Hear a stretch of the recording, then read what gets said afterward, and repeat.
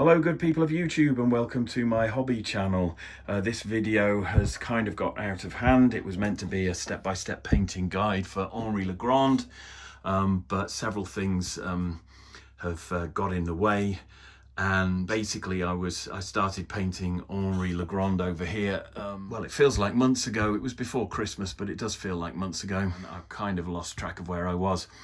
So what I've done is just cobble together clips that I've taken, painting both Henri LeGrande here and also restoring my Forgeworld Bonegrinder Giant. I found an old trebuchet counterweight that I'd sculpted decades ago, and I've fixed that to my Bonegrinder Giant, and considering I only paid about 30 quid for him on eBay as a rescue, I thought that was pretty good.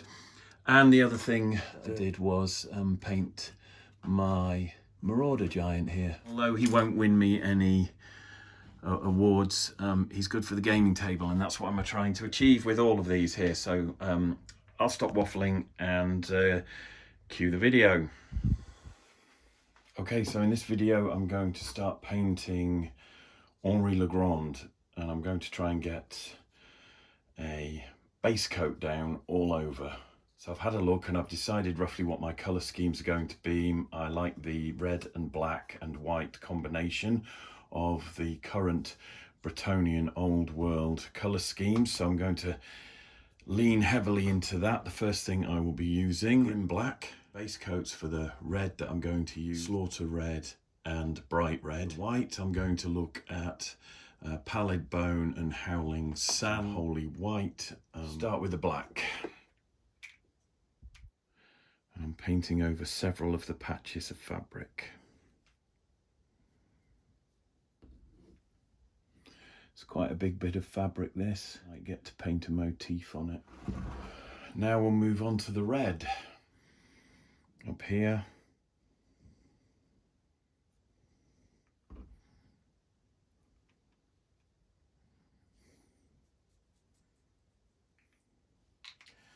And then lastly, do this big patch here.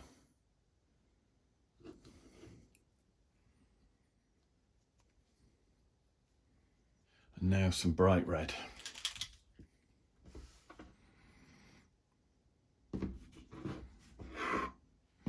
This bit of the tunic here.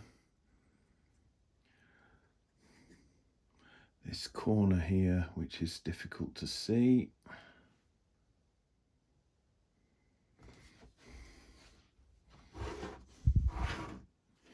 Put a tiny drop of grey in with some Howling Sand. I'll get some dwarf skin on the flesh.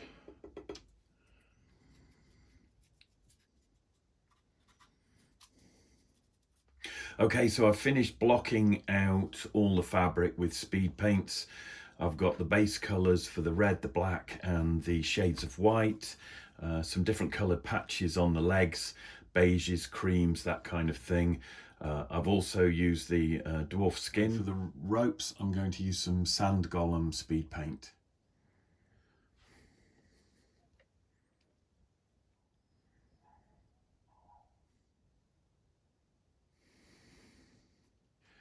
So I've got the helmet to do next. I'm going to use speed paint broadsword silver. Just painting fairly quickly, trying to get an even spread.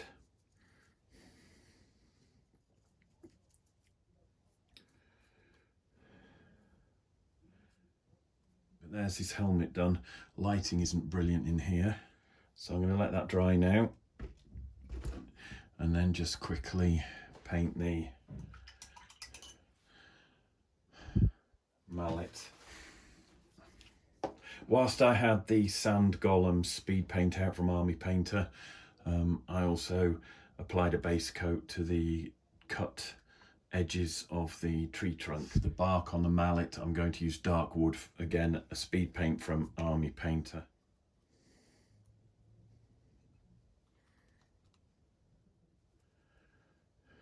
Right, and there we have a very quick, very rough and ready layer of base coat. He's almost too big to fit in. This is the problem that I had with Baldwin as well. And I'm going to apply some earth and mud texture on the base now that I've also given those barrels a wash. Right, I've dispensed with the tripod because it was getting in the way, and there we have Baldwin and Henri LeGrande together. So I've used some Vallejo diorama thick mud on the base there. I did the same on Baldwin, but it's a slightly different colour because I used some Agrax Earthshade and various other washes, and then some highlighting. I'm going to try this heavy charcoal first, just to add a little highlight to the black. That's quite dark, so I'm just going to pop a little bit of Stonewall grey in. Just going to paint on some highlights, focusing a little more attention on the edge of the fabric and the point where the stitches are. Working in between all the little cuts and scrapes and scratches that have been sculpted.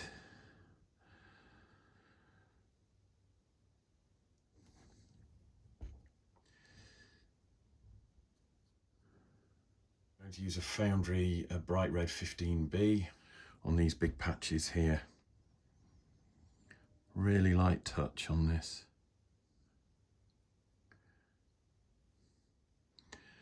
Again, just catching the raised areas. And I've got Foundry Bright Red 15C, which is slightly more orange. I'm going to use that on the patches of bright red speed paint. Highlighting just like I did before. Here what I'm doing is using a speed paint to create a base colour and a mid-tone, and then coming in with a subtle highlight just to tidy up and emphasise the fabric. But anyway, I have now covered all the bits of cloth highlight that I felt needed them. I've still got the ropes to do and other bits and pieces like that. Basically, I'm going to reposition the camera now and show you a quick cheat that I use when I'm painting a big model. I'm going to take this now, which is a khaki, game colour khaki by Vallejo. I'm going to dry brush a layer of earth and dust all over this model now. This is a cheat that I use because it will help bring together all these separate elements, and it's working nicely because it's adding dirt to the lighter fabric and highlights to the darker fabrics, and it's also softening any of the brush marks or stain from speed paint that might not have gone down the way I wanted. And on the shoulder fabric there, stuff that I haven't bothered highlighting because I thought the weathering would pick out those highlights more subtly. You can see how it's picked out the edge of the black there on top as well. Just make it look dirty. That's a good one.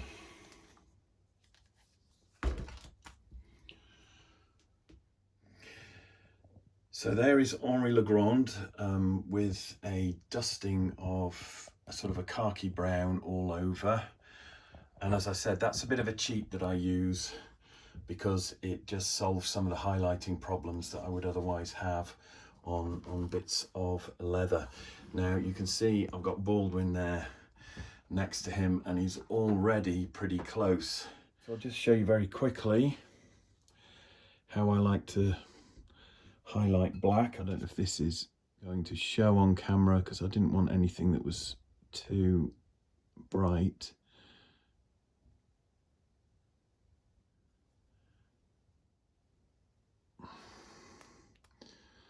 And then I'll soften that down with the weathering.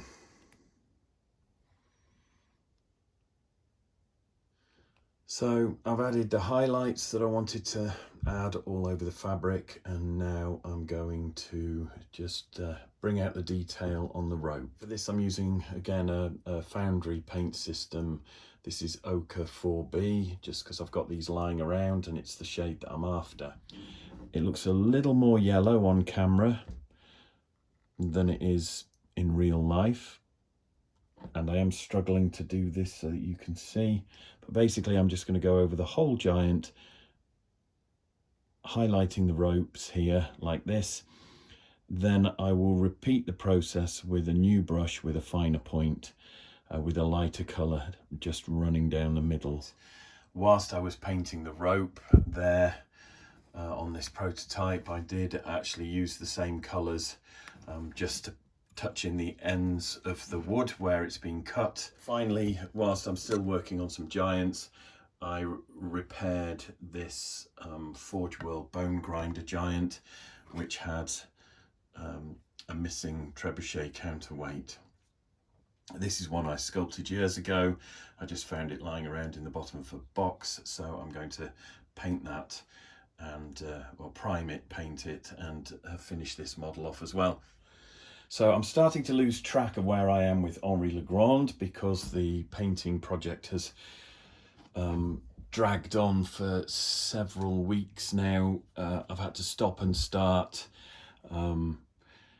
They've had builders in again next door making noise, so I haven't been able to shoot YouTube videos when I wanted to, and when I have had some hobby time, because I couldn't carry on with Henri, I've got on with other stuff, all of which I can show you in other videos, but it's left me losing track of where I am. So I want to get this video finished. I'm looking over the model and thinking, since I did the shortcut dry brushing the dirt and the weathering effects, it's actually enhanced things quite nicely. Catching the bark, and I'll now paint the black on the barrels. Anyway, so I'm going to get on with that and come back when I'm happy with everything. Doing the barrels on the base as well, the ironwork on that. I'm just going to apply a coat of Agrax Earthshade, which covers a multitude of sins.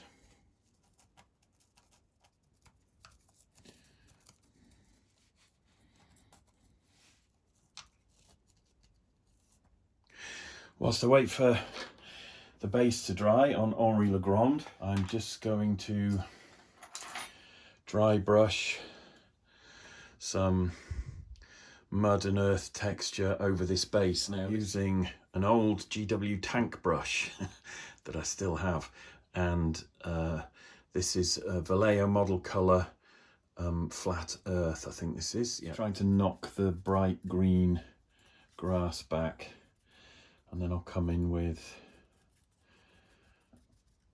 game colour khaki to the bottom of his feet and around his ankles. With game colour khaki, I'm going to start with my repair, because this is going to need some speed paint glazes, and I can't do a zenithal prime on this because the model was already painted. Really trying to be gentle so that I don't stress the repair too much. As I said before in this video, it also serves as a shortcut because you don't need to highlight quite so much of the detail if some of the dust and dirt is doing that for you. Just knocking back the dirt on the elbows and arms, catching the ogre shield as well. All of that will save time. And then back to the base to add a layer of lighter highlights. Quickly just dry brush a bit of white, and that should intensify the speed paint. Right, I've taken the camera off the tripod for a while just to show you the colours are a little bit bleached out under the lighting, but this is what we're aiming for. So this is my prototype of Baldwin, and I've added the grass and shrubs and things after putting the weathering and the earth and the dust texture in there.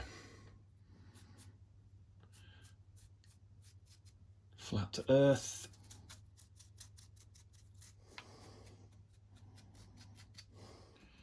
I've now got some model colour khaki.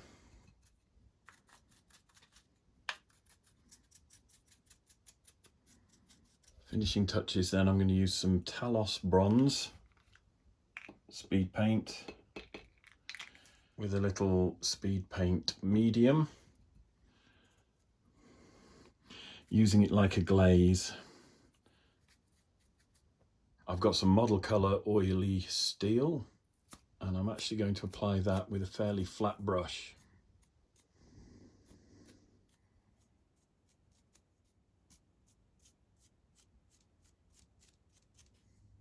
Model Air Rust,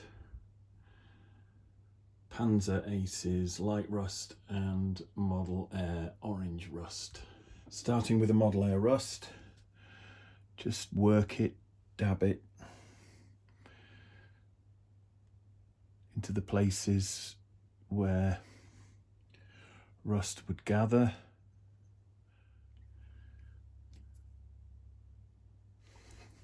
Now for the Panzer Aces Light Rust, into those crevices again. When you're painting rust, it's kind of the opposite of shading. If you were shading something, you'd work darker colours into the cracks and the corners. But what I find looks really good with rust patterns is you use the darker colours to start off with and work the lighter colours into any of the detail where rainwater would gather, for example. A little bit of orange rust. I hope it looks okay. It's quite intense on the camera. Doesn't look that bright for me, but Nuclear Sunrise speed paint. And I actually think my bottle might be faulty because there's dark bits floating in it. And I'm not sure whether that's intentional or not, but I use it to add a bit of grime when I'm doing things like this because it works really well. We just more or less use it as a glaze, wet blending, or just running into some cracks. And then when that's dry, I can go back in with a quick dusting of silver again, quick dry brush of silver to catch the edges.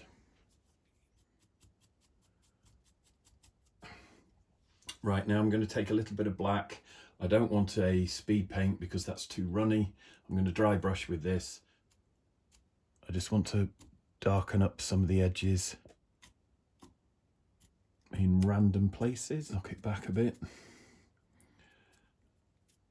And a little on some of the white fabric. Just catch the edge of that there. A little around the bottom of the trousers as well. So we'll zoom out there. Okay, so I'm actually getting to the end of my endurance levels with this video now, but I've completed more or less everything that I wanted to show you. I am going to paint Henri LeGrande's face and the teeth, but I'm going to do that off camera, and I'm just going to finish off the video by turning to do the detail on the trebuchet, and then I will add some stuff on the bases and call it a day.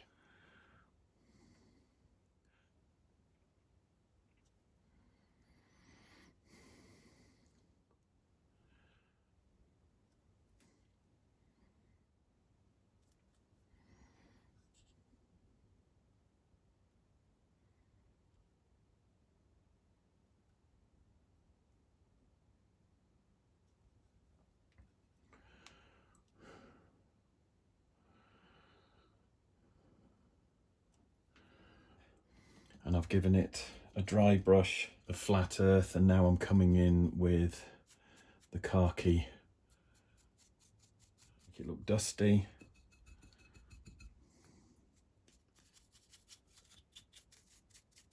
I've just got some old sepia shade, which I'm just going to run around the edges of the strapping. And I've also got some Model Wash Light Rust, which I will add to the ink or the sepia wash that I've just used. I'm now going to let that dry and finish off the bases. I'm going to take a variety of these tufts that you can get from various manufacturers, and I'm just going to super glue those onto the bases. So I'll grab a couple to show you what I do.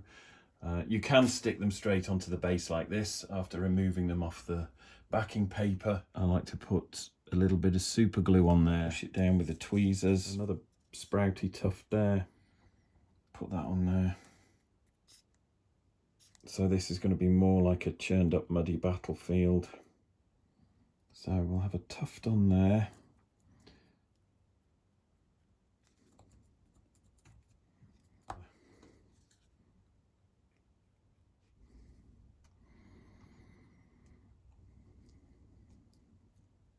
And then we'll go for another one of these little shrubs.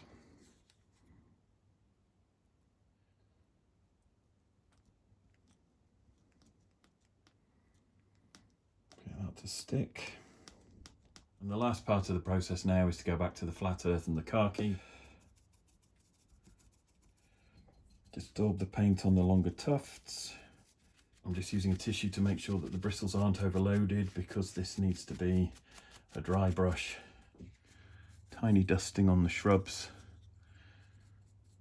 Trebuchet counterweight. And I'm doing the same here now, picking up some khaki and just going over the tufts. Okay, so there we are. They're not finished. There's still some work to do on the flesh tones and some bits of detail and what have you, but I really do need to put this particular painting video to bed, so I'm stopping here.